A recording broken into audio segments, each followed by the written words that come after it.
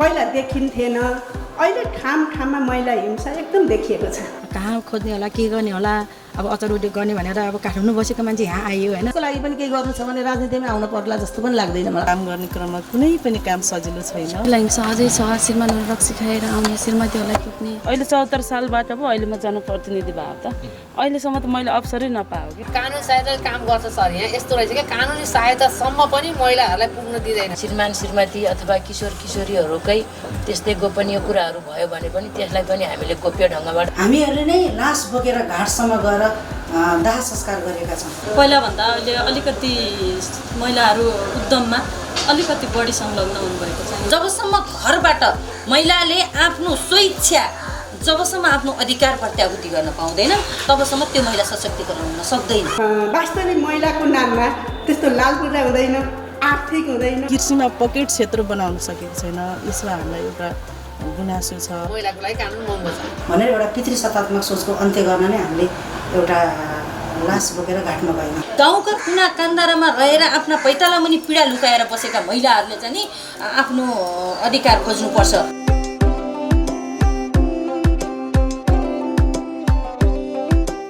आदरणीय दर्शक नमस्कार, तपाईँ हेर्दै हुनुहुन्छ गोल्डन आई टेलिभिजनको कार्यक्रम मौफसल महिला आवाजमा स्वागत छ। म देवेन्द्र।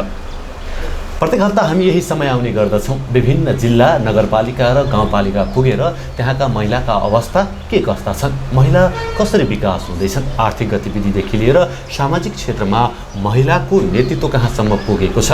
यसै क्रममा तनहुँको डुम्रे बजार हामी आइपुगेका छौँ र यहाँ समक्षै म समाजसेवीलाई जोड्न चाहन्छु जो हुनुहुन्छ दिलमायापुन मगर हुनुहुन्छ मसँग।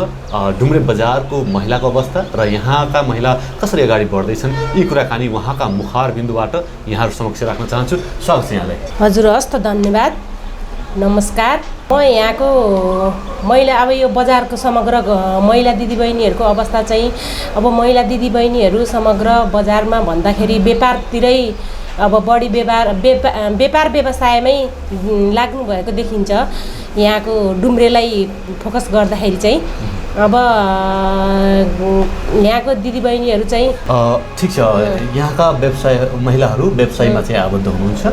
जे होस् कर्मश बिस्तारै बिस्तारै विकास हुँदैछ। हजुर, तपाईँ महिला विकास बहुउद्देश्य सहकारी पनि हुनुहुन्छ होइन? यो सहकारीले चाहिँ कसरी सहयोग गर्दो रहेछ, के फाइदा रहेछन् चाहिँ महिलाहरूलाई चाहिँ त्यो सहकारीमा आबद्ध हुँदाखेरि के देख्नु भएको छ? यो महिला विकास बहुउद्देश्य सहकारी संस्था यो गाउँपालिका स्तरीय हो, हाम्रो बन्दीपुर गाउँपालिका स्तरीय। यसले चाहिँ खास पहिला चाहिँ यसलाई सुरुवातमा महिला नेपाल सरकारको महिला विकास कार्यक्रम अन्तर्गत नै हामीलाई समूहमा आबद्ध बनाएर अगाडि बढाएर 2056 साल मङ्सिर 1 गते चाहिँ सहकारी जिल्ला तनहुँको डिभिजन सहकारीमा दर्ता भएको हो। त्यसपछि चाहिँ हामीले उहाँहरूकै सहयोगमा विभिन्न नेतृत्व विकास सम्बन्धी के अरे अब यो सिलाइ बुनाइहरू सम्बन्धी आधारभूत तालिमहरू धेरै नै लिइसकेको छ त्यहाँका दिदीबहिनीहरूले, समूहमा आबद्ध दिदीबहिनीहरूले। र हामीले चाहिँ अहिले त्यसलाई चाहिँ बचत सङ्कलन गर्छौँ मासिक रूपमा 50 देखि 500 सम्म गर्नुहुन्छ। र अनि त्यसपछि त्यो बचत चाहिँ हामीले ऋण लगानी गर्छौँ। ऋण लगानीमा उहाँहरूले कुखुरा पालन, बाख्रा पालन, बङ्गुर पालन र तरकारी खेतीहरू कृषिमा लगाउनुहुन्छ। अनि त्यो लगाइसकेपछि उहाँहरूले चाहिँ मासिक रूपमा ब्याज तिर्नुहुन्छ, त्यो तिर्नुहुन्छ। अनि सामा पनि बिस्तारै सामा हामीले आर्थिक विकासका कुरा। हजुर, थोरै कुरा गर्न चाहन्छु। तपाईँले भन्नुभयो जस्तै चाहिँ त्यो संस्थामा सदस्य भएका महिलाहरूले मात्र चाहिँ तालिम लिन पाउने, दक्ष हुन पाउने हो कि अथवा चाहिँ त्योभन्दा बाहिरका महिलाहरूलाई पनि तपाईँले चाहिँ तालिम दिनुहुन्छ, उहाँले सिप सिकाउनुहुन्छ होइन, ऋण दिनुहुन्छ, के छ व्यवस्था? सबभन्दा फोकस त समूहमा आबद्ध भएकोलाई गर्छौँ। अनि त्यसपछि फेरि निम्न आय स्तरका महिलाहरूलाई पनि हामीले समूहमा आबद्ध गराउनलाई अनुरोध गर्छौँ र उहाँहरू पनि समूहमा बस्नुहुन्छ र कार्यक्रममा सहभागी हुनुहुन्छ। त्यसको साथसाथै हामीले समूहमै नबसेका महिला दिदीबहिनीहरूलाई पनि कार्यक्रममा चाहिँ सहभागी गराएर उहाँहरूलाई पनि जानकारी गराएर अनि समूहमा आबद्ध हुन कोसिस गराउँदै त्यहाँको कार्यक्रम हामीले अगाडि बढाउँछौँ। आर्थिक अवस्था अहिले चाहिँ तपाईँले अघि पनि भन्नुभयो, मैले जोड्न खोजेँ, साँच्चै सहकारीमा लागेपछि आर्थिक अवस्था अहिले बलियो भएको छ हाम्रो चाहिँ डुम्रे बजारका महिलाहरूको अवस्था?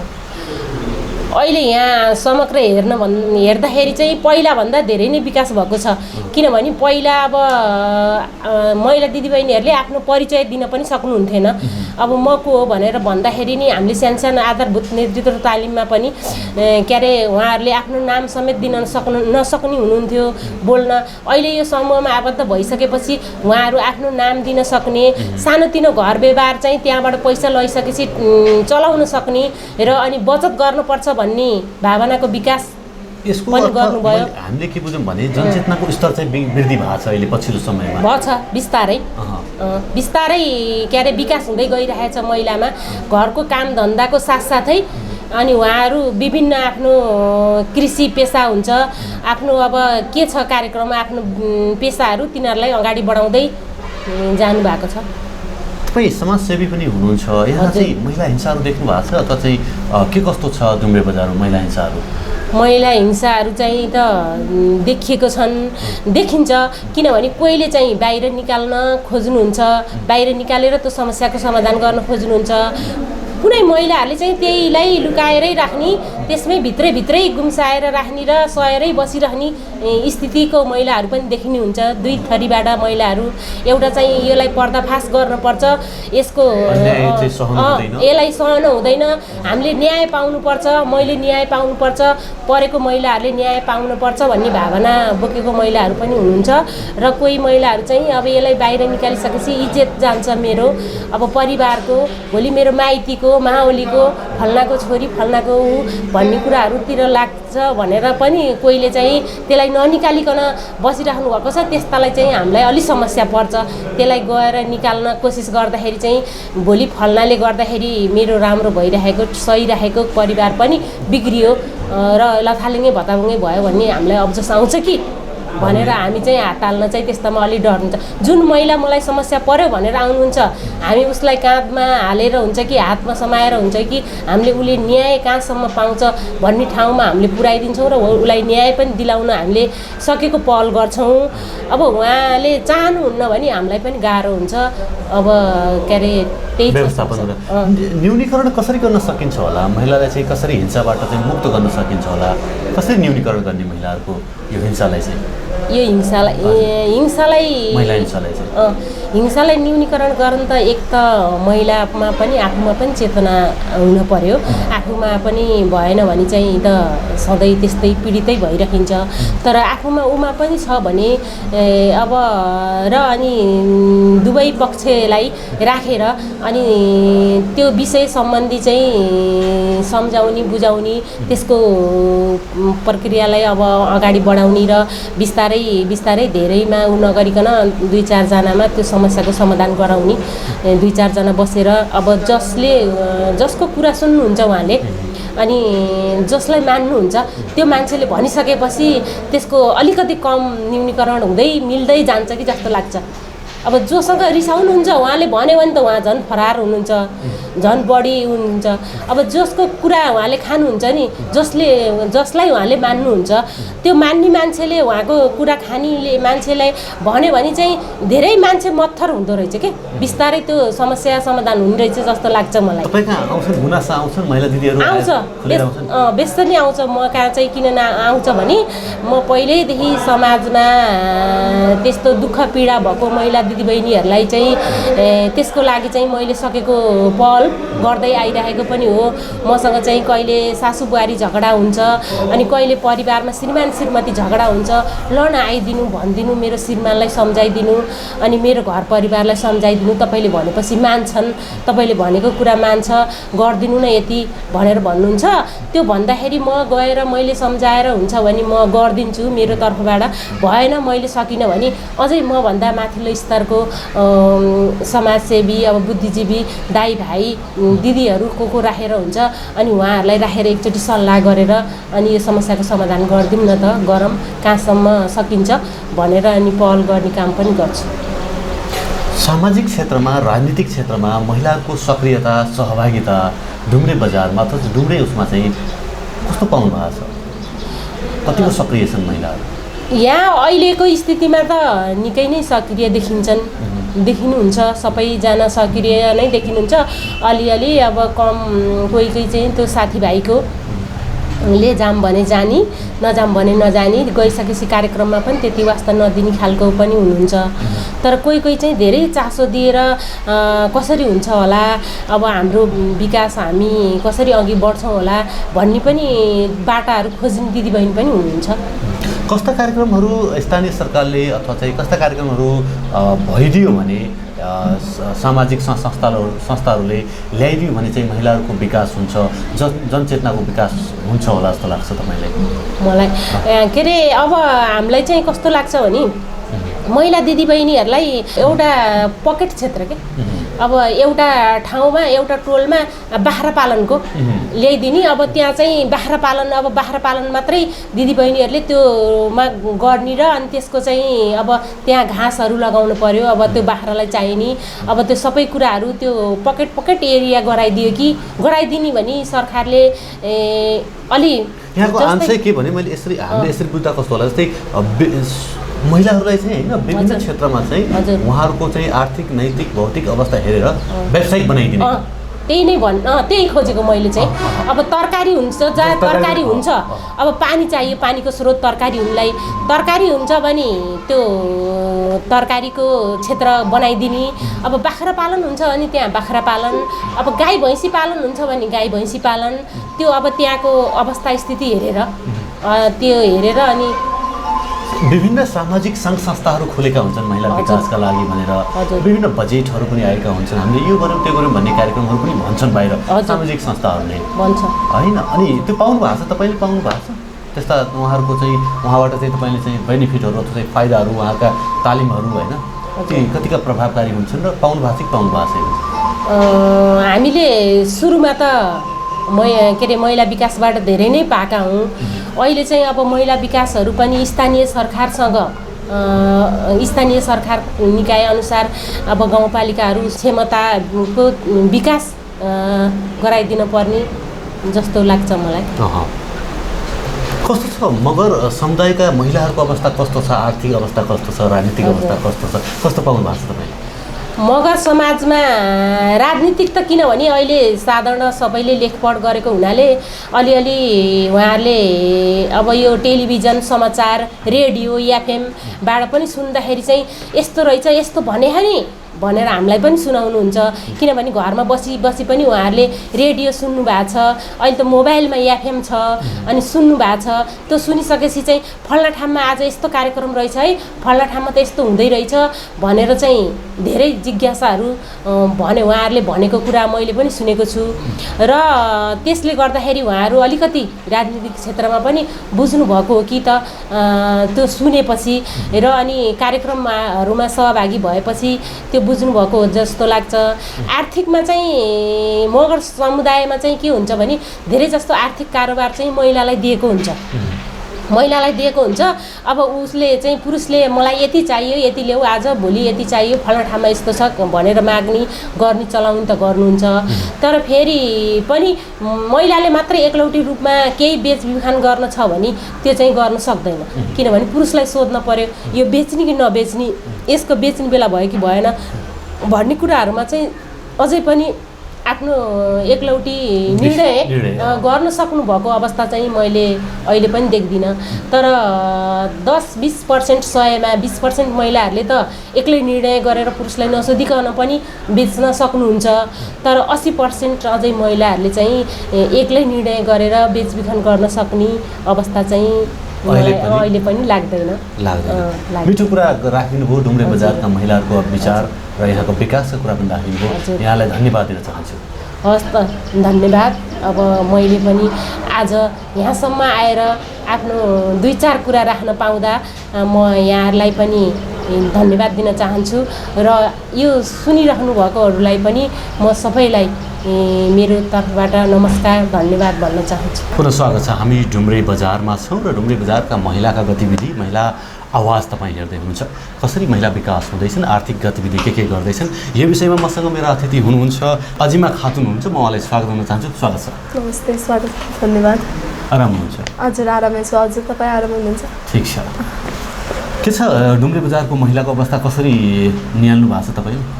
जहाँसम्म मलाई लाग्छ महिलालाई सबैभन्दा अब महत्त्वपूर्ण बेसिक जुन हुन्छ त्यो भनेको शिक्षा हो।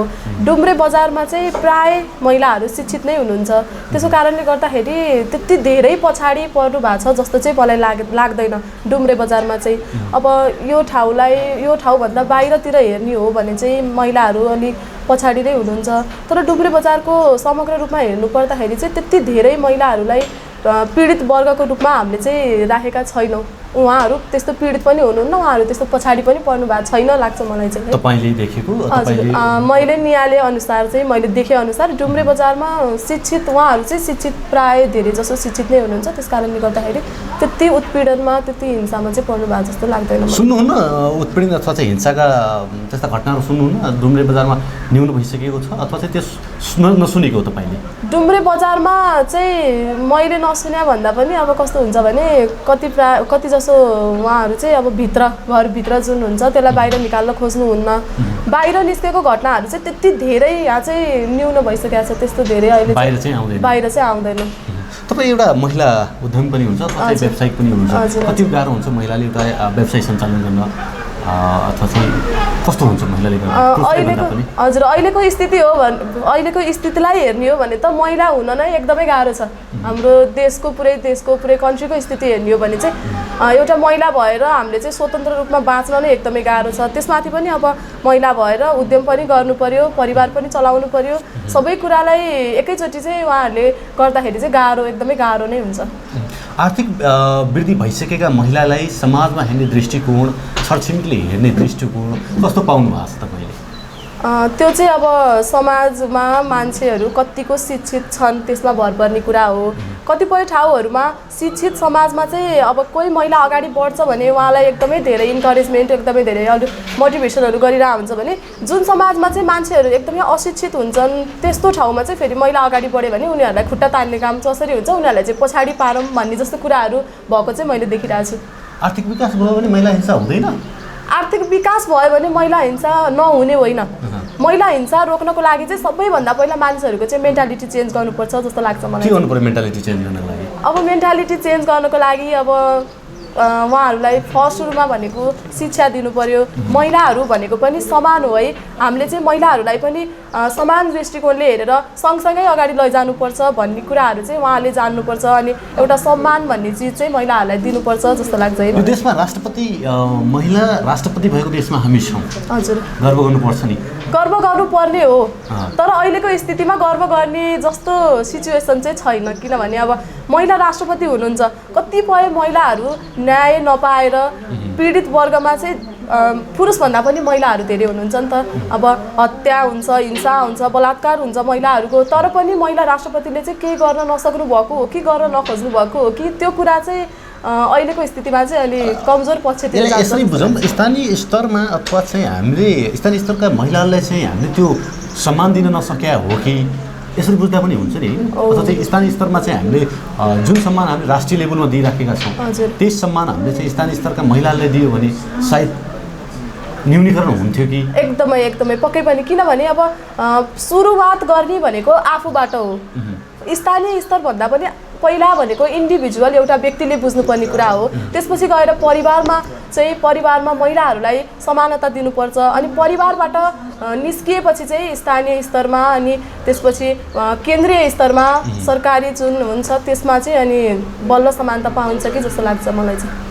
फर्स्टमा भनेको इन्डिभिजुअली चाहिँ सबै मान्छेहरूले महिलालाई पनि हामीले समान रूपले हेर्नुपर्छ, उहाँहरूलाई पनि सम्मान दिनुपर्छ भन्ने चाहिँ एउटा सोच हामीले सकारात्मक सोच राख्न सकियो भने त्यति बेला यो तपाईँ सामाजिक क्षेत्रमा पनि त्यत्तिकै सक्रिय हुनुहुन्छ, क्रियाशील हुनुहुन्छ। हजुर, महिलालाई चाहिँ कतिको देख्नु भएको छ सक्रिय अथवा चाहिँ राजनीतिक सामाजिक होइन यो क्षेत्रमा चाहिँ कतिको सक्रिय देख्नु भएको छ?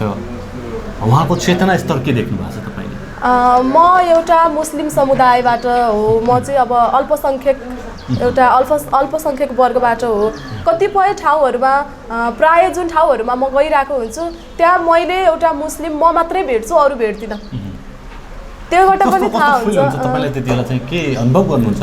अनुभव के आउँछ तपाईँको माइन्डमा? दुईवटा कुरा आउँदो रहेछ।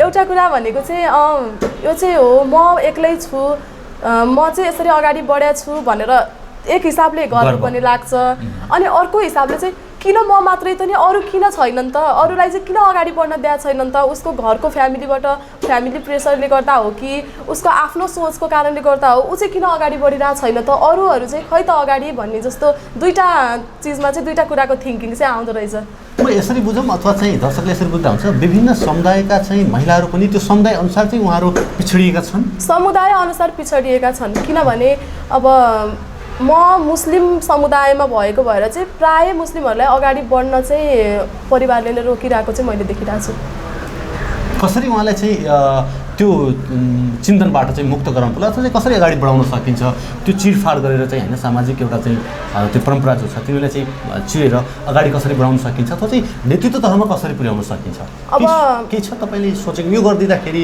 हाम्रो समुदायबाट यसरी चाहिँ महिलाहरू अगाडि आउँथे अथवा चाहिँ नेतृत्व तहमा पुग्थे भन्ने केही सोच्नु भएको छ मलाई चाहिँ के लाग्छ भने अब सुरुमा भनेको सबै मान्छेको सोच नै हो परिवर्तन गर्नुपर्ने अब चलिरहेको धर्म संस्कृतिलाई हामीले चाहिँ टोटली उन्मूलनै गरेर फाल्छौँ म एक्लैले म चाहिँ यो गर्छु है मैले चाहिँ अब यो जुन नराम्रो पक्षहरू छ त्यसलाई म टोटली एलिमिनेट गरिदिन्छु भन्दाखेरि चाहिँ त्यो अलिक गाह्रो नै हुन्छ किनभने पहिल्यैबाट जरो गाडेर बसिरहेको कुरालाई चाहिँ एकैचोटि उखालेर फाल्न अलिक गाह्रो नै हुन्छ बिस्तारै बिस्तारै समय सन्दर्भ अनुसार त्यसलाई चाहिँ चेन्ज गर्दै जाने हो भने त्यो चाहिँ कुनै न कुनै दिन पोसिबल छ जस्तो लाग्छ मलाई चाहिँ महिला भन्दाखेरि झ्याट्ट के आउँछ दिमागमा महिला भन्ने बित्तिकै अहिले त असुरक्षित एकदमै धेरै अहिलेको सिचुएसनमा मलाई महिला भन्ने बित्तिकै महिला भएर बाँच्नु किन यति गाह्रो भयो किन यति असुरक्षित हामी महिलाहरू चाहिँ किन यति धेरै असुरक्षित छौँ त त्यो एउटा सोच आउँछ अनि अर्को भनेको चाहिँ महिला भन्ने बित्तिकै एउटा सम्मानको विषय पनि हो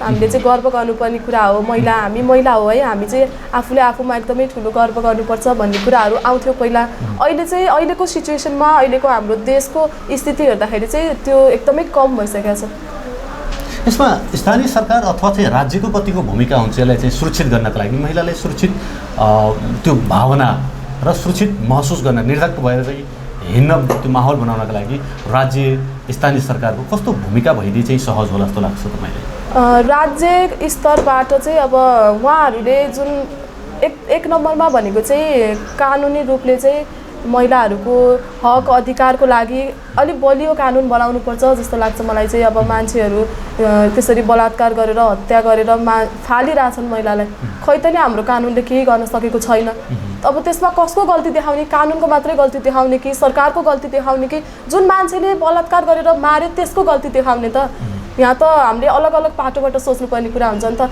सबै अब सोसाइटीमा केही हिंसा हुन्छ भने हामीले सिधै कसलाई दोष दिन्छौँ त सरकारलाई दोष दिन्छौँ उसले किन कानुन बनाउन सकेन त्यसलाई दोष दिन्छौँ तर त्यो मान्छेले चाहिँ किन यस्तो गर्यो त भनेर पनि सोच्नुपर्छ अनि राज्यको तर्फबाट पनि हुनुपर्छ सबै मलाई यस्तो लाग्छ कि तपाईँलाई के लाग्छ होइन यो महिला अधिकार कर्मीहरू छन् नि किन चुप लाग्छन् त भन्ने हो कि छन् नि महिला अधिकार कर्मीहरू होइन उहाँले चाहिँ उहाँको आवाज किन बुलन्द हुँदैन उहाँको आवाजहरू किन निस्किँदैन यस्तो हुन्छ कुनै पनि राजनीतिक कुरा निस्किन्छ भने महिला मात्रै बोल्छ महिलाको वरिपरि भएका अरूले पनि उसलाई सपोर्ट गर्छन् राजनीतिक कुरा छ भने तर महिलाको विषयमा महिला मात्रै किन बोल्नु पर्यो त नि महिलाको विषयमा पुरुषले बोलिदिँदा के हुन्छ त त्यसमा एउटा महिलाले चाहिँ अब अर्को महिलाको हिंसाको विरुद्धमा आवाज उठाउँछ तर त्यो महिलाको पक्षमा बोल्ने पनि अरू पनि त चाहिन्छ उसको ब्याक सपोर्ट पनि हुनुपर्छ उसलाई अनि अरू समाजमा भएको सम्पूर्ण व्यक्तिहरूले चाहिँ उसलाई सपोर्ट गर्ने हो भने उसको आवाज पनि त बुलन्द हुन सक्छ तपाईँ डुम्रे वरिपरि अथवा चाहिँ यतातिर बढी बसाइ अथवा चाहिँ यहाँको तपाईँले भौगोलिक कुराहरू पनि जानकारी छ यहाँका महिलाहरूको आर्थिक अवस्थाको विषयमा कतिको जानकारी छ कतिको विकसित भएको छ अथवा चाहिँ उहाँहरू चाहिँ आफ्नो पेसा व्यवसायमा कतिको आबद्ध छन् छोटोमा राखिदिनु म अनुरोध गर्दछु हजुर डुम्रे बजार क्षेत्रमा डुम्रे जुन एरिया छ डुम्रे बजारमा त्यहाँ चाहिँ महिला व्यवसायीहरू धेरै नै हुनुहुन्छ न्यून त्यसलाई भन्न मिल्दैन किनभने 50% लगभग सहभागिता महिलाहरूको छ व्यवसायमा व्यवसायिक महिलाहरूको आर्थिक रूपले विकास भइरहेको छ तर डुम्रेभन्दा बाहिर जुन चाहिँ अलिक हरेक परिवारको एकजना विदेश नगइकन उनीहरूको चाहिँ आर्थिक वृद्धि चाहिँ भएको मैले देख्दिनँ मिठो कुराका लागि अजिमाजीलाई चाहिँ धेरै धन्यवाद दिन चाहन्छु धन्यवाद पक्कै पनि दर्शक पनि तपाईँ हेर्दै हुनुहुन्छ गोलेनाई टेलिभिजनको कार्यक्रम मफसल महिला आवाज हेर्दै हुनुहुन्छ हामी भने अहिले छोटो व्यापारिक विश्राममा जान चाहन्छौँ त्यस पश्चात पुनः उपस्थित हुने नै छौँ कार्यक्रमको निरन्तरता रहेको छ प्रत्यक्ष गर्नुहोला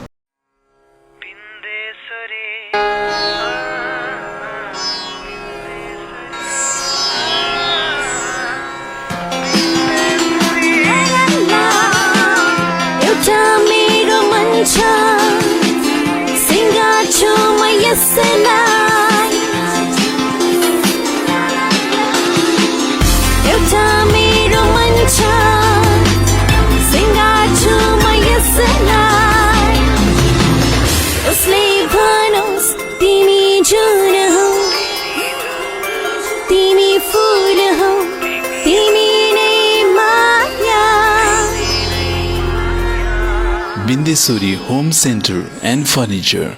Furniture for all. Arogyadham homoeopathic हस्पिटलमा निको भएका रोग र समस्याहरू, एक हर नचल्ने, मुख बाङ्गो हुने, बोल्न नसक्ने, बात, हाड जोड्ने, नसाका रोगहरू, युरिक एसिड, हड्डी खिएको, नसा च्यापिएको, ढाड दुख्ने, पायल्स, दिशा गर्न गाह्रो हुने, दिशा गर्दा रगत आउने, मासु पलाएको, फिसर, फिस्टुला, पिनास तथा नाकको एलर्जी, रुगा लागिरहने, दम बढ्ने, हाच्छु आउने, दम रोग, खोकी लागिरहने, कपाल झर्न तुरुन्तै रोक्ने, उमार्ने, लामो बनाउने, छालाका हरेक समस्याहरू, डन्डीफोर, चिलाउने, कालो पोतो आदि, महिनावारी गडबडी तथा स्त्री रोगहरू, टन्सिल, हात खुट्टामा आउने मुसा, पेटका नयाँ तथा पुरानो रोगहरू, ग्यास्ट्रिक, अल्सर, कब्जियत, भोक नलाग्ने, पेट पोल्ने, फुल्ने, अमिलो पानी आउने, मृगौलामा पत्थरी पर्ने जस्ता समस्याहरू आदि, उच्च रक्तचाप, सुगर र थाइरोइड जस्ता समस्या भएमा तुरन्तै सम्पर्क गर्नुहोला। सम्पर्क आरोग्यधाम होमियोप्याथिक हस्पिटल प्राली तथा आरोग्य होमियो फार्मेसी, पोखरा 10 इन्द्रचोक, पोखरा रङ्गशाला नजिकै 24 घण्टा सेवा भइरहने जानकारी गराउँदछौँ। CG Brows and Nails Training Institute, Chibledunga Pokhara, opposite to Vishal Bazar. Our services: nail extension and refill remove, eyelash extension, eyelash lifting, microblading, manicure pedicure, full body waxing, bikini wax, makeup, facial treatment, hair care, hair color, hair cut and more.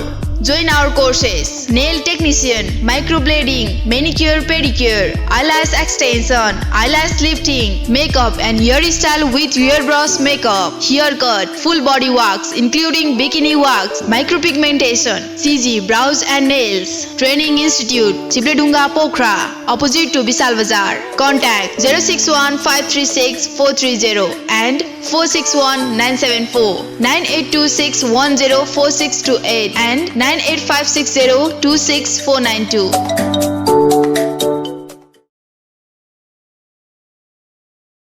Hello students, are you planning for abroad study for your bright future?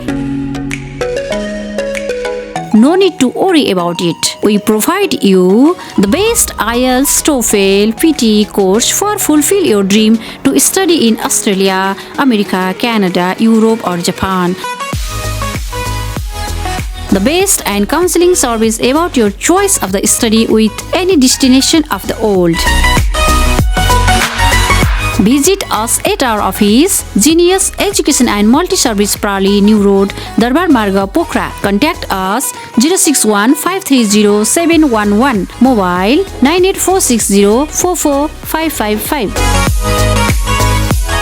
पोखराको मुटु चिप्लेढुङ्गामा अवस्थित Himalayan garden market Chipledhunga Nepali Congress party कार्यालय सँगै हाम्रा सुविधाहरू: निशुल्क पार्किङको व्यवस्था, बाल उद्यानको सुविधा, बाबु नानीहरू खेल्नका लागि फराकिलो र सुरक्षित स्थान, झरना, प्राकृतिक मनोरम दृश्यको अवलोकनको लागि विशेष सुविधा, सस्तो र सुलभ मूल्यमा गुणस्तरीय वस्तुहरूको उपलब्धता, खाजा र मनोरञ्जनको लागि शान्त, सफा र सुरक्षित स्थानको उपलब्धता, व्यवसाय साथै सभ्य र उत्कृष्ट व्यवहारको पहिचान। हिमालयन गार्डन मार्केट उत्कृष्ट स्थान। सीमित सटरहरू मात्र बाँकी रहेकाले इच्छुकहरूले तुरन्तै सम्पर्क गर्नुहोला। सम्पर्क Himalayan garden market, Chipledhunga 4, Pokhara, Kaski. Mobile number 9846 32154। विगत 12 वर्षदेखि अन्नपूर्ण सुपरमार्केट भित्र रहेको DS hanger and dummy house अब नयाँ उत्साह सहित पन्थीगल्ली सर्वेश्वर मार्ग पन्थीरेरिया गाडीको घर एक तला माथि सुरु गरिएको जानकारी सम्पूर्ण ग्राहक वर्गमा गराउँदछौँ। हामी कहाँ ह्याङ्गर, च्यानल डमी, ब्राकेट, लुगा stand dummy, full dummy, half dummy, baby ladies पाइनुका साथै सम्पूर्ण पसल डेकोरेसनका सामानहरू पाइन्छ। साथै नयाँ पुराना पसल डेकोरेसन गर्नु परेमा हामीलाई सम्झिनुहोस्। फिटिङ सम्बन्धी काम हामीबाटै हुन्छ। सम्पर्क DS hanger and dummy house, Sarveshwar Marg Panthigalli, Pokhara. Phone number 061 530 496, mobile number 98560 29 842, 98 462 030 80। Proprietor Deepak Prasad Sharma.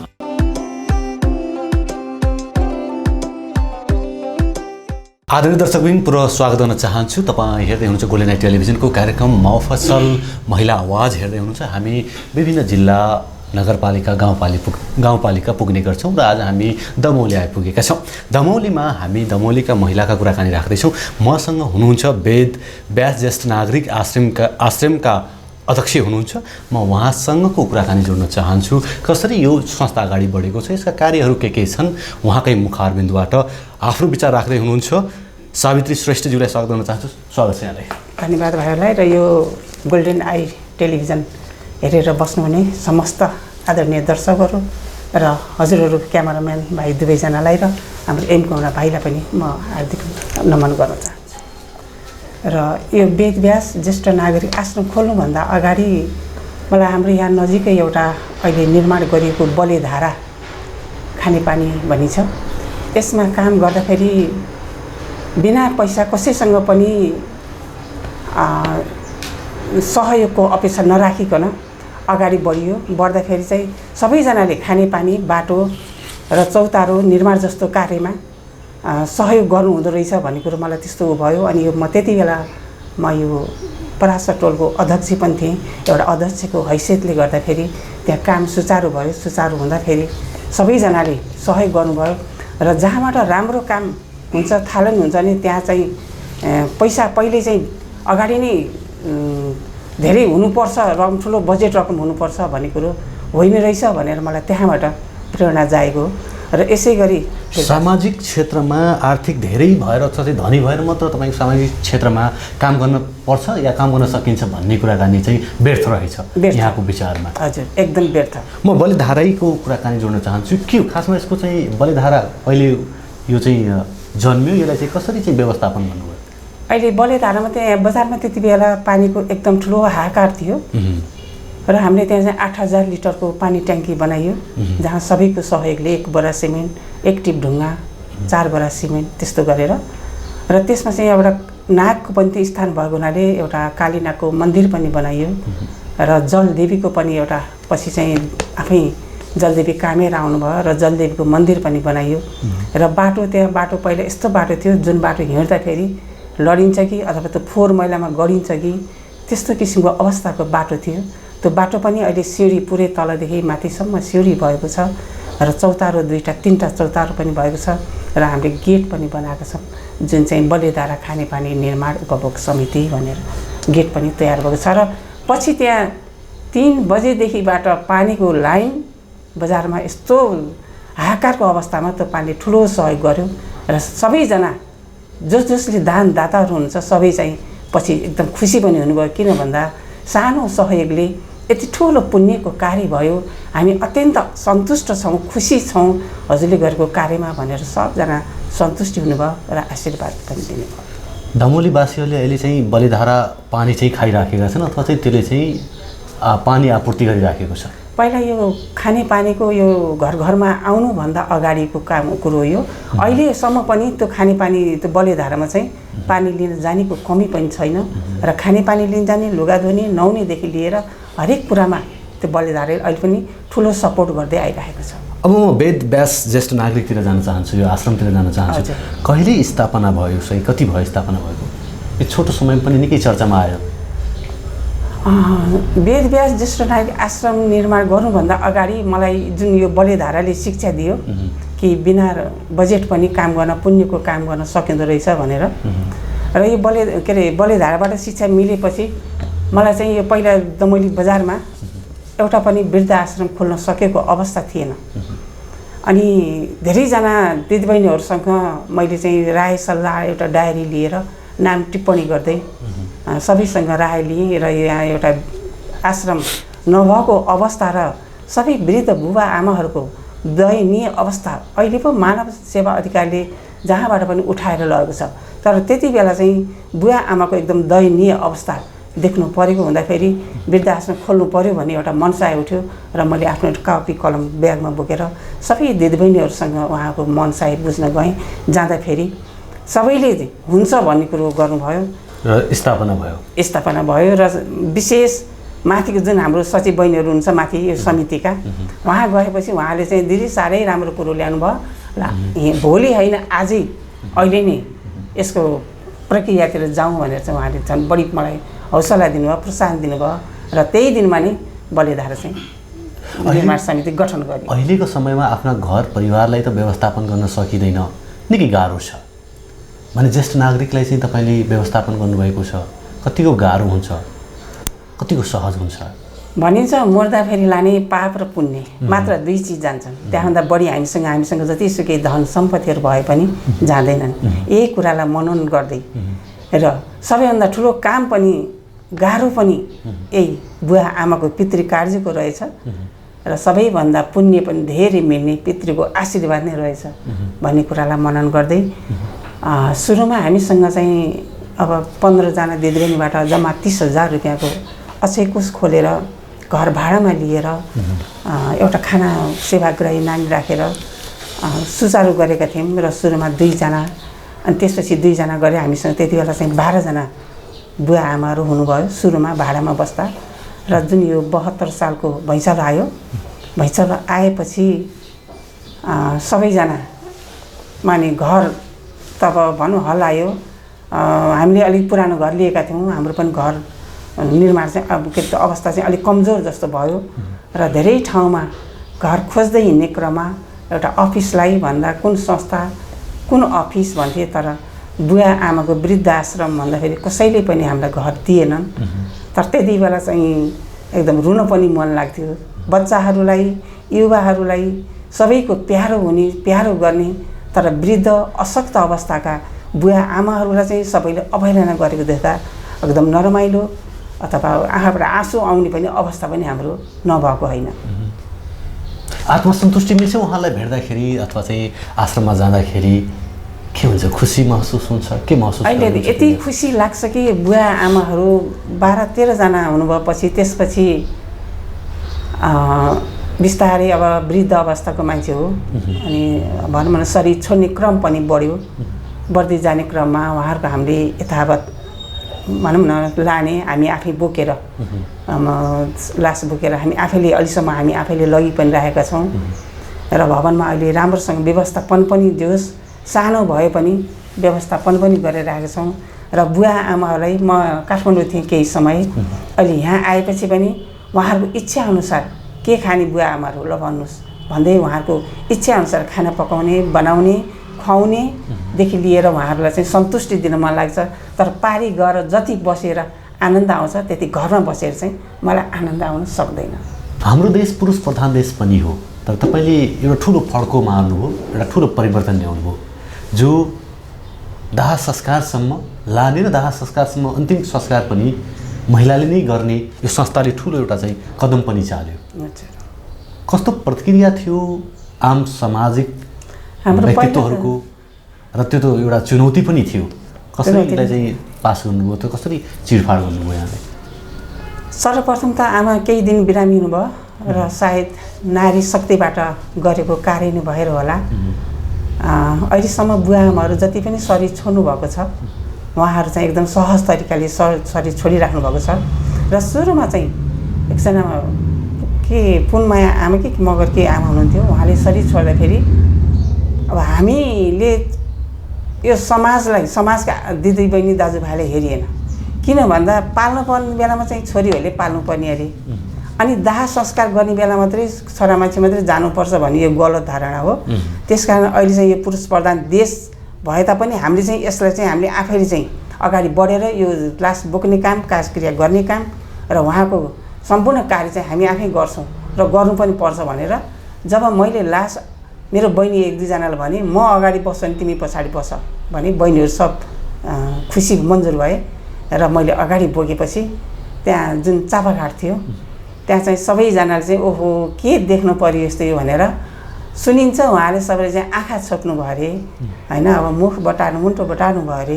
तर हामीलाई त्यस्तो कुनै प्रभाव नगरिकन हामीले चाहिँ आमाको लास बोकेर घाटमा लगेर दाउरा साउरा सबै लगेर आफ्नो अन्त्येष्टि जुन तरिकाले गर्नुपर्ने हो हामीले त्यहाँ कुनै कमी नगरिकन एक साग बेलुका सबैले संस्थाका दिदीबहिनीहरूले एक साग छोड्नेसम्म पनि कार्य गरेर हामीले अहिलेसम्म अन्त्येष्टि गरिरहेका छौँ। यत्रो मेहनत यत्रो मायाका साथ तपाईँले संस्थालाई हुर्काउनु भएको छ र बचाउनु पनि भएको छ। यो संस्थालाई कसरी यो सञ्चालन भएको छ? त चाहिँ बाहिरी अन्य दाताहरू छन् या तपाईँ स्वयं स्वफूर्त तरिकाले चलाउँदै हुनुहुन्छ? अहिलेसम्म दाता भनौँ अथवा बाहिरबाट ठुलो रकम बजेट हामीलाई नगरपालिका अथवा कुनै सरकारी कोषबाट हामीलाई कहीँ पनि आएको छैन। सानो सानो 2-4 लाख 10-20 लाख कहिले एकपल्ट मात्रै आएको छ हामीलाई, नत्र त्यहाँबाट यता आएको छैन। र सुरुमा हामीलाई पनि निकै कठिन भयो, किन भन्दा सबैजनालाई हामीले अनुरोध गर्दै पनि हेऱ्यौँ, हामीले स्थापना गऱ्यौँ। हामीसँग बजेट भनेको जम्मा 30,000 मात्र छ। ल अब हजुरहरूले चाहिँ धेरै वृद्ध आश्रममा गएर बर्थडे मनाउनु पर्यो, पितृको कार्यहरू गर्नु पर्यो भनेर सबलाई हामीले घर घर गएर अनुरोध गरौँ। त्यसपछि गएर सबैजनाले पितृको कार्य आफ्नो बर्थडे फजुल खर्च नगरिकन हामी आश्रममा गएर गरौँ भनेर गर्नुभयो। र अहिले त हामीसँग चाहिँ हामीलाई आशा छ भगवानको आशीर्वाद र पितृहरूको आशीर्वादले गर्दा पितृ कार्यको लागि तिथिहरू बर्थडेहरू मनाउन आउनेहरू पनि हामीसँग कमी छैन। र रासन पानी त्यहाँ यताउता व्यवस्थापनको लागि धान्नुको लागि खर्चहरूमा पनि हामीलाई चाहिँ जे होस् अहिलेसम्म सहज तरिकाले गइरहेको छ। पछिल्लो समयमा स्थानीय सरकार पनि बनेको छ। स्थानीय सरकारसँग केही कुराकानी भएको छ अथवा उहाँको सहयोग, उहाँको चाहिँ सकारात्मक पक्षहरूबाट चाहिँ केही कुराहरू आएका छन् कि छैनन्, के छ? स्थानीय पक्षबाट हामीलाई ठुलो रकमको सहयोग अहिलेसम्म आएको छैन, नआएको कुरो।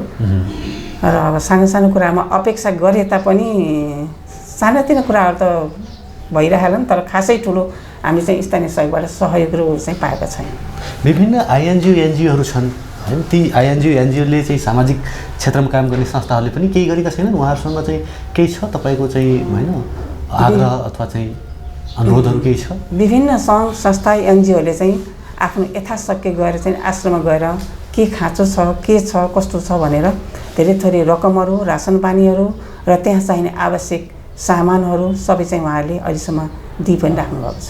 राज्यलाई के भन्न चाहनुहुन्छ, के अनुरोध गर्न चाहनुहुन्छ कि यो संस्थाप्रति, यो संस्थालाई कसरी चाहिँ अगाडि बढाउने हैन, उहाँहरूको सहयोग के सहयोग भइदिए तपाईँ चाहिँ थप हैन जोस जाँगरका साथ काम गर्नुहुन्थ्यो, थप हैन हौसला मिल्थ्यो तपाईँलाई?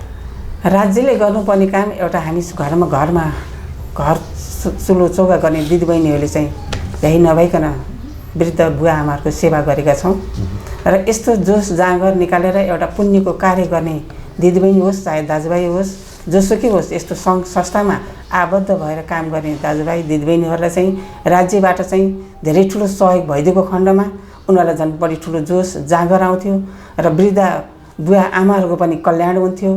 मलाई यही भन्न चाहन्छु। समाजमा अथवा चाहिँ एउटा उदाहरणीय काम गर्नुभएको छ। कतिपय महिला दिदीबहिनीहरू यो भन्छन् कि हामीले अधिकार पाएनौँ अथवा चाहिँ हामीले यो गर्न पाएनौँ, हामीलाई सरकारले यो दिदिएन, यो गर्दा अब सायद हामी यो गर्थ्यौँ भन्ने कुराहरू पनि छन्। उहाँहरूलाई के भन्न चाहनुहुन्छ दिदीलाई चाहिँ कसरी सामाजिक क्षेत्रमा काम गर्न सकिन्छ? त तपाईँ जस्तै एउटा इक्जाम्पल कसरी दिन सक्ने, इक्जाम्पल दिने मान्छे कसरी बन्ने, कसरी महिला नेतृत्व बन्ने हैन, कसरी एउटा सामाजिक सेवक बन्ने? महिला दिदीबहिनीलाई त मलाई जहाँ इच्छा त्यहाँ उपाय, चाहे राज्यले हेरोस् चाहे नहेरोस्, चाहे समाजका प्रत्येक दाजुभाइ दिदीबहिनी हेरुन् या नहेरुन्, जहाँ इच्छा छ भने त्यहाँ उपाय अवश्य निक्लिँदो रहेछ र काम पनि गरिँदो रहेछ भन्ने कुरो मैले अनुभव बटुलिसकेको छु। यो मात्रै होइन, धेरै सङ्घ संस्थामा आबद्ध भएर पनि मैले धेरै काम नयाँ नयाँ कामहरूको खोजीमा म हिँड्छु र गरि पनि राखेको थिएँ र गर्दै पनि छु अझै पनि। र राज्यले दियोस् र म गर्छु, कसैले मलाई सपोर्ट गरोस् अनि म गर्छु, त्यो होइन। आफै अगाडि बढेर जुनसुकै काम गर्ने हो पहिला आफूले थालनी गर्ने, अरूलाई गरेर देखाउने, अनि बल्ल अरूबाट सहयोग पाइन्छ। तर अरूको भरमा अरूले गरिदिए हुन्थ्यो, सहयोग गरिदिए हुन्थ्यो अनि अरूले अगाडि बढाइदिए हुन्थ्यो, म बढ्छु भन्ने कुरा चाहिँ मलाई मेरो आफ्नो व्यक्तिगत हिसाबबाट चाहिँ गलत लाग्छ। तपाईँलाई भेट्दाखेरि महिलाहरू चाहिँ कस्तो प्रतिक्रिया दिन्छन् अथवा चाहिँ तपाईँका कामहरू देख्दाखेरि के कस्तो उहाँको चाहिँ हौसला हुन्छ अथवा चाहिँ प्रतिक्रिया के हुन्छ उहाँहरूको? भन्नुहुन्छ दिदीबहिनीहरूले हाम्रो दिदीले काम गर्नुभयो भने नयाँ नयाँ कामको खोजीमा लाग्नुहुन्छ र नयाँ नयाँ कामहरू गर्नुहुन्छ र जुन ठाउँमा तपाईँले हात हाल्नुहुन्छ त्यो काम सफल पारेर छोड्नुपर्छ। यसको लागि हजुरलाई धेरै धेरै धन्यवाद भनेर धेरै जसो दिदीबहिनीले देखेको खण्डमा भन्नुहुन्छ। एकदम मलाई हौसला बढाउनुहुन्छ, खुसी पनि दिनुहुन्छ। पछिल्लो समयमा महिलाहरू साँच्चै विकास भएका हुन्? आर्थिक, राजनीतिक, सामाजिक हिसाबमा विकास भएको अवस्था देख्नु भएको छ कि कस्तो देख्नु भएको छ तपाईँ बाहेक अन्य महिलाहरू? अहिलेको परिस्थितिमा त महिला दिदीबहिनीहरू धेरै अगाडि बढिराख्नु भएको छ, प्रगति गरिराख्नु भएको छ, देखिया छ। मलाई त्यस्तो दिदीबहिनीहरू देख्दा त्यहाँ कहीँ यस्तो छ, यस्तो फलाना दिदीबहिनीले यस्तो गर्नुभएको छ भनेपछि म त्यहाँ गएर उहाँलाई सर्वप्रथम धन्यवाद दिन चाहन्छु। किन भन्दा मलाई जाँगरिलो नयाँ कामको खोजी र आफ्नो उबाट नयाँ कामको थालनी गर्ने दिदीबहिनीहरू देख्दा मलाई एकदम भित्रबाटै नै खुसी आउँछ र उहाँलाई पनि मैले एकदम गएर भेटेर भने पनि मलाई धन्यवाद दिन चाहिँ मन लाग्छ। भन्ने गरिन्छ पुरुष जब सफल हुन्छ महिलाको हात हुन्छ, महिला सफल हुन्छ, महिला यदि चाहिँ समाजमा उदाहरणीय व्यक्तित्व बन्छ भने कसको हात हुन्छ? महिलाकै हात हुन्छ। पुरुषहरूले धेरै रोक्न खोज्नुहुन्छ, मलाई पनि त्यस्ता विघ्न बाधाहरू नआएका होइन। विघ्न बाधाहरू कति गए कति आए होइन, त्यसमा केही लाग्दैन। तर मैले वृद्धाश्रम खोल्न खोज्दा पनि इभन म आफ्नै घरको उदाहरण दिन्छु। मेरै श्रीमानले पनि अब यो वृद्धाश्रम खोल्न थाली यताउता हरेक काममा बाधा हुन्थ्यो तापनि मैले चाहिँ त्यसलाई वास्ता गर्थेँ। अनि केही नभएर चाहिँ महिलाहरूले खोल्ने, यहाँ बुढाबुढीको घुइँचो लाग्यो केही समय खोल्ने भनेर हामीले सूचना टाँस्ने क्रममा धेरै वृद्ध बुवा आमाको यहाँ घुइँचो लागेको थियो त्यो सुरुमा होइन। उनीहरूले त नखोल्ने भए छोडिदिइसके, अब छोडिदिनुहोस् तपाईँहरू पनि जानुहोस्, त्यो त्यतापट्टि पछाडि नलाग्नुहोस् भनेर मेरै घरबाट नि यस्तो किसिमका अवरोधहरू नआएका होइनन्। तर पनि त्यो अवरोधलाई पनि श्रीमानलाई पनि सम्झाउँदै आफूले चाहिँ आफ्नो कार्यको लागि म अगाडि बढ्दै जाँदा आज यो आश्रम यहाँसम्म आइरहेको छ। पछिल्लो समयमा खुसी व्यक्त गर्नुहुन्छ उहाँले तपाईँको सफलता देखिसके पश्चात, तपाईँको सामाजिक क्षेत्रमाको त्यो कार्य देखिसके पश्चात? पछिल्लो समयमा हुन त अहिले उहाँ बितेको पनि शरीर छोडेको पनि 5 वर्ष भइसक्यो। तर चाहिँ पछि चाहिँ गएर निकै मलाई हौसला पनि दिनुभयो। ठिक छ तैँले गरेको काम मैले विरोध गरेँ गर्न त, तर तैँले गरेको काम एकदम ठिक छ, खुसी लाग्यो। जहाँ गरिछस् राम्रै गरिछस्, जहाँ हात हालिछस् तेरो राम्रै भइरहेछ, ठिक छ मैले अब केही भन्दिनँ भने त्यस्तो किसिमको प्रतिक्रिया पनि दिनु। कस्ता ज्येष्ठ नागरिकहरूलाई तपाईँ चाहिँ आश्रममा आश्रय दिनुहुन्छ? अहिलेसम्म हाम्रो आश्रममा भएका बुवा आमाहरू सन्तानविहीन 5 जना हुनुहुन्थ्यो र विवाह नभएका अनि छोराछोरी नभएर अपैलित भएर केही नभएको उहाँहरूलाई हामीले अहिलेसम्म आश्रय दिइरहेका छौँ र उहाँहरूकोसँग हामीले केही लिएका पनि छैनौँ। त्यस्तो किसिमको बुवा आमालाई चाहिँ हामीले अहिलेसम्म आश्रममा आश्रय दिइरहेका छौँ। छोराछोरी बुहारी छोराछोरीबाट किन अपैलित हुन्छन् यो कुरा सोध्नु भएको छ उहाँलाई चाहिँ कहिलेकाहीँ छलफल भलाकुसारी हुन्छ तपाईँको? एकजना आमा हुनुहुन्छ हामीसँग, तर त्यही त होइन अहिलेको समयमा हामीले कतिपय युट्युबहरूमा देखिरहेका छौँ होइन, बुवा आमा अब अशक्त शरीर हुन्छ अनि उहाँहरूले चाहिँ के गर्नुहुन्छ नि अब त्यत्तिकै बोझ सम्झिने, घरको एउटा आमालाई बोझ सम्झिने, सानोमा कसरी हुर्कायो बुवा आमाले भन्ने कुरो त्यो बिर्सिनुको कारणले गर्दाखेरि बुढेसकाल भएपछि अशक्त शरीर भएपछि र बोझ सम्झेर बुवा आमालाई कतिपयले वृद्धाश्रम अथवा दोबाटोमा सडकमा लगेर राखिरहेको हामीले प्रत्यक्ष देखिरहेका छौँ, सुन्नमा पनि आइरहेको छ। तर बुवा आमाहरू पनि जब बुढेसकाल आएपछि अलिकति अप्ठ्यारो स्थितिका त पक्कै पनि हुन्छन्, मानिस नै हो। तर छोराछोरीले नबुझ्नुको कारणले गर्दाखेरि बुवा आमालाई चाहिँ अलिकति अप्ठ्यारो भएको कारणले उहाँले बोझ सम्झेर एउटा हीनताको कार्य देखाउनुहुन्छ। यो चाहिँ अलिक नमजा र नरमाइलो नै लाग्छ मलाई चाहिँ। यो सकेसम्म आफ्नो बाउ आमा अथवा बुवा आमालाई चाहिँ घरमै आफूले माया गरेर व्यवस्थापन गर्नका लागि के गर्दा सहज हुन्छ त? कसरी उहाँलाई चाहिँ जनचेतना जगाउँदाखेरि घरमै यसरी चाहिँ वृद्धाश्रममा होइन आफ्नै घरमा बस्नु र वृद्धाश्रम बस्नु त पक्कै पनि भिन्नता हुन्छ नै। त्यो आफ्नो छोराछोरीको माया अथवा चाहिँ त्यसरी पाउनको लागि के गर्नुपर्ला जस्तो लाग्छ? राम्रो क्वेसन। हामी पनि योबाट पनि अनुभव गरिसकेका छौँ। सुरुमा आश्रममा राख्दाखेरि 4 जना बुवा आमाहरू हुनुहुन्थ्यो। उहाँहरूसँगै अरू 2 जना आमाहरू पनि आउनुभयो। हाम्रो कोही छैन, केही छैन, हामीले यहाँ शरण दिनुहोस्, हामी दुःख पायौँ भनेर अनि उहाँको कागजपत्रहरू मगाएर हामीले चाहिँ राख्यौँ। राखेपछि उहाँको आफ्नो सन्तान त नभएको तर अर्को हाँगापट्टिको सन्तानहरू हुनुहुँदो रहेछ र राखेको 1-2 वर्षमा चाहिँ उहाँको अर्को हाँगापट्टिको सन्तानले के भन्नुभयो भने आश्रममा आएर, म्याडम हजुरहरूलाई धेरै धेरै धन्यवाद, हाम्रो 2टा आँखा त थियो तर तेस्रो आँखा हामीले हेर्न जानेका रहन्छौँ, तेस्रो आँखा खोलिदिनु भयो, यसको लागि हजुरहरूलाई धेरै धेरै धन्यवाद र मेरो आमा आजसम्म यहाँ बसिराख्नुभयो र अब मैले चाहिँ हजुरहरूले तेस्रो आँखा मलाई दिनुभएको हुनाले मैले के आमालाई लगेर घर लगाएर पाल्न सक्छु यस्ता किसिमका क्वेसनहरू गरेर पनि घरमा पनि लिएर जानुभयो। घरमा गएका छन्, घरमा दुईजना जानुभयो। व्यवस्थापन त्यसरी पनि व्यवस्थापन त्यसै। अनि तपाईँले घरमा लगेर अब हेला गर्नुभयो भने के गर्नु त भन्दा हामी नजिकै छौँ, फोन नम्बर लिनुहोस्, आमासँग बेला बेला भेट्न आउनुहोस्। यदि हामीले त्यस्तो अवहेलनाको वातावरण आमालाई देखायौँ गऱ्यौँ भने फेरि आमालाई हजुरले आश्रममा लिएर आउनुहोस् भनेर चाहिँ उहाँले एउटा कागज जस्तै गरेर लिएर चाहिँ जानुभयो। आश्रममा आउनका लागि कानुनी प्रक्रियाहरू अथवा चाहिँ प्रशासनिक प्रक्रियाहरू पुर्याउनुपर्छ या चाहिँ अप्ठ्यारो परेको मान्छे अथवा चाहिँ ज्येष्ठ नागरिक सिधै म आपद विपदमा छु भनेर सिधै आउनु मिल्छ? के छ प्रावधान तपाईँ के बनाउनु भएको छ? प्रावधान चाहिँ हामीले चाहिँ उहाँले चाहिँ ओडाको सिफारिस, उहाँको नागरिकता र उहाँको गार्जियन कोही छ भने र गार्जियनको सिफारिस समेत हामीले लिएर राखेका छौँ। र कोही बुवा आमाहरू चाहिँ अब त्यस्तो अवस्थामा आउनुपर्छ जो मेरो कोही पनि छैन, केही पनि छैन, मलाई आश्रय दिनुहोस् भनेर पनि आउनु छ। अनि 2-4 महिना बस्नुहुन्छ। अनि उहाँ फेरि म फलान ठाउँमा जान्छु, फेरि पछि आउँछु भन्नुहुन्छ। तर त्यस्तो अप्ठ्यारो परिस्थितिमा बसेकाहरू चाहिँ हामीले कागजपत्र मागेका छैनौँ, जुटाउने प्रक्रिया चाहिँ गर्छौँ। तर सुरुमा चाहिँ हामीले चाहिँ त्यसरी गरेर चाहिँ प्रक्रिया पुर्याएर राखेका थियौँ। संस्थालाई सहयोग र फेरि संस्थालाई चाहिँ यो संस्थालाई बढाउनका लागि अथवा चाहिँ सहयोगका लागि यदि केही भन्न चाहनुहुन्छ भने दर्शकलाई भन्न सक्नुहुन्छ? हाम्रो गोल्डेन टेलिभिजनको मार्फतबाट तपाईँ भन्न सक्नुहुन्छ। दर्शकहरूलाई मैले के भन्न चाहन्छु भने एउटा पुण्यको कार्यमा एउटाले मात्रै गरेर हुने कुरो केही पनि रहन्छ। हाम्रो भवनहरू पारी अधुरो पनि छ र सबैले हातेमालो गरिदिनु भयो भने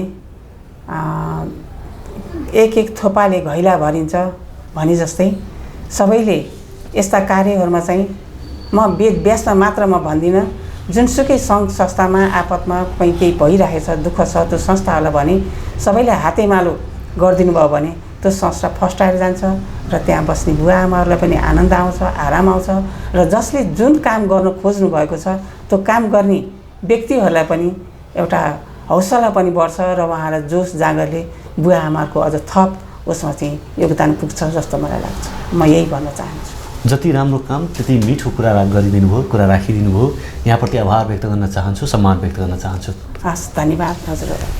दर्शकबिन आज हामी थियौँ दमौलीको कुराकानी यहाँसम्म राख्यौँ। अर्को हप्ता पुनः भेटघाट हुने नै छ। हामी विभिन्न जिल्ला नगरपालिकाका महिलाका कुराकानी लिएर उपस्थित हुने नै छौँ। त्यति जेलसम्मका लागि म निर्देशक चिरञ्जीवी भुर्तेलाई धन्यवाद आभार व्यक्त गर्दै देवेन्द्र बिदा चाहन्छु। हस्त नमस्कार।